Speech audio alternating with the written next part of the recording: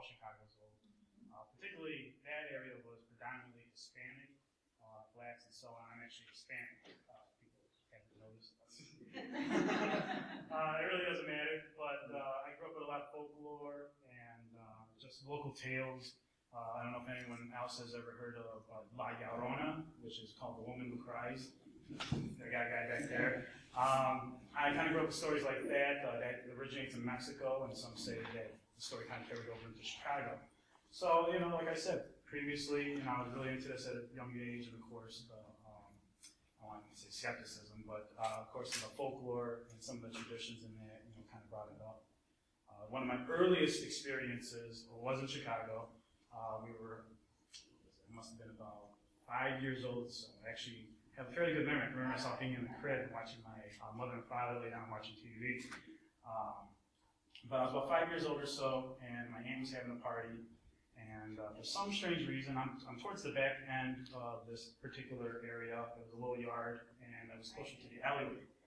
And I got this feeling of a child. I also got some other kind of feelings, just more a sense of dread.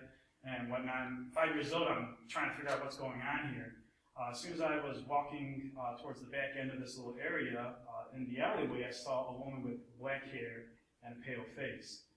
It stuck in my brain since now, obviously, since I could tell you the story. What I found out later on, there was actually a case, or I shouldn't say case, but claims of a little boy who had died in their house. Some of the neighbors I ended up talking to, which actually was one of my family members, and they told me that in one of the apartments, they were able to put dust or baby powder on the floor from, I believe it was the bathroom to the kitchen, and see footsteps from the supposed little boy. That's the only thing I could really base off that assumption at 5 years old. I found that out actually when I moved up here in Grays Lake when I was talking to my uncle. And just down the street, they owned a house.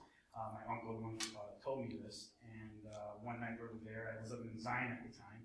And we go to Chicago back and forth to visit family, so we decided to stay up. Like I said, down the street from this particular experience I had before, the house was very dark. They actually had blankets covering the windows. I'm not sure why they did that, but the house was actually under construction too. So parts were a little kind of iffy looking. Right away, of course, I got a weird feeling there's something going on there. We were there for a while, and my aunt says, hey, you guys want to go to bed? Show us our rooms. And I decided to sleep in the upstairs bedroom, which was connected to the attic. And what was it, about 11 o'clock or so, I started falling asleep. And then about midnight, I had woke up to the sounds of someone walking from the, I guess what you call the attic part, where they actually stored their stuff, and come close to my bed. I didn't even look. I got a quarter of my head was like a very shadowy figure, and I just started to look at the wall. I was kind of laying like this, and the head that way, I'm like, just please go away, just please go away. And sure enough, I didn't hear no footsteps go away. It just disappeared from what I could tell.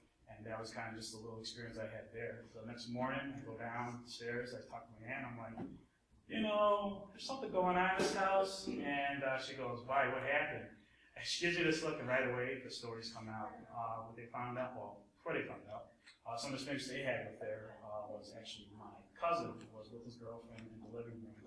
And they saw, after a party, had some balloons left out. And the balloons started making their way up to the attic. One night, my uncle and my aunt were sleeping in their bedroom, and something decided, or they felt that something was jumping on their bed. There was also a doorway in their bedroom that went to the basement, and every once in a while they said they would hear the doorway kind of shake. Well, it turns out when they were doing some remodeling in the basement, they ended up finding some bones in the basement. Yes. Was it dirt floor? Yeah, it was their floor. I mean, this is old Chicago style, so they were totally trying to renovate this place. And they didn't disturb the bones. They actually just got a priest to come in and just bless the house after that. And it was, of course, after that where it kind of toned down and where I came into play, where I had my experience. And they would say every now and then that something would happen. But it was very interesting to have that experience, and then maybe have something as the bones to kind of back it up. The folklore behind that particular story was actually a man who lived in that area, had a daughter, and was very protective over her. He would want her to come home from school, or he would take her to the bus stop and so on, and would never let her go out. 1 week, this is according to my family members and some people who lived in the area, the daughter never came home, or they never went to school, and the man reported her missing. As far as we know, she's missing. I don't know exactly what happened, if the story's fully true, but who knows if those bones could be it. Another part of the tale, I found out that they did just a little research, and I don't know exactly the tribes, but there was possibly sites of the Indian burial ground that was in that area as well. So there's a lot of factors that played into that story, and of course, we'll never know exactly the truth unless we dig further into history. But a lot of these things, like the hauntings and everything, kind of come up from these historical past, and then you can kind of connect the dots from them.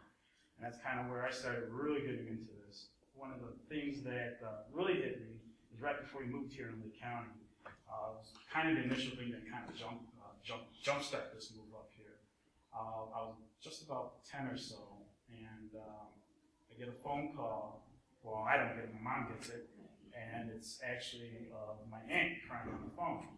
She tells me that my father had a car accident, and of course, the kid, my mom's kind of freaking out. I just started, thinking automatically, and something popped in my brain was I had a dream that my father died, and I saw a casket, I saw him in it, and then briefly saw him in a kind of a field, and then eventually it went off. That was probably about 8 hours before we got that phone call. And she didn't tell us, but he had already died. He must have died a couple hours earlier. But from then on, that's what triggered it, and that's really what kind of started this, was really the death of my father, getting into this. So a lot of people out there, many of you, I'm sure you guys had your own experiences, and it's one reason why you're here is because of those experiences, trying to find answers.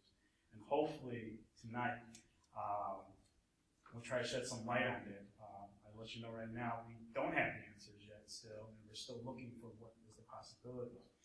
Towards the end of this presentation, I hope to bring maybe a little bit of new light on what we're possibly dealing with. So, let's begin.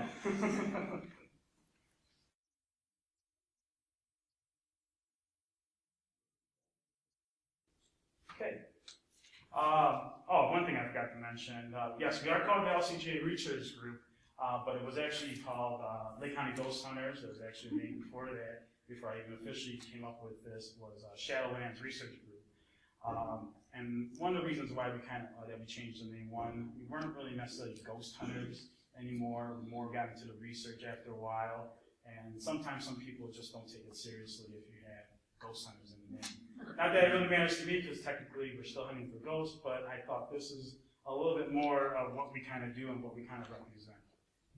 So, the LCGH Research Groups presents a crash course into paranormal research. Before we get started, there's the presentation overview.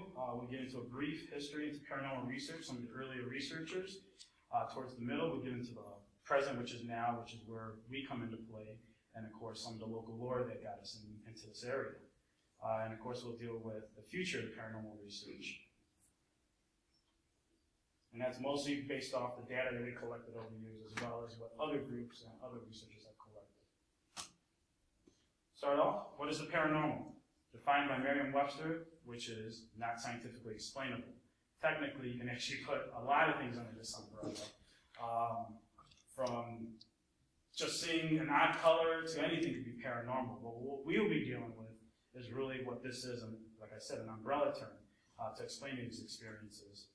Some of the experiences under the paranormal term are dealing with aliens, angels, Bigfoot, deja vu, demons, ghosts, and of course, out-of-body experiences and psychic experience.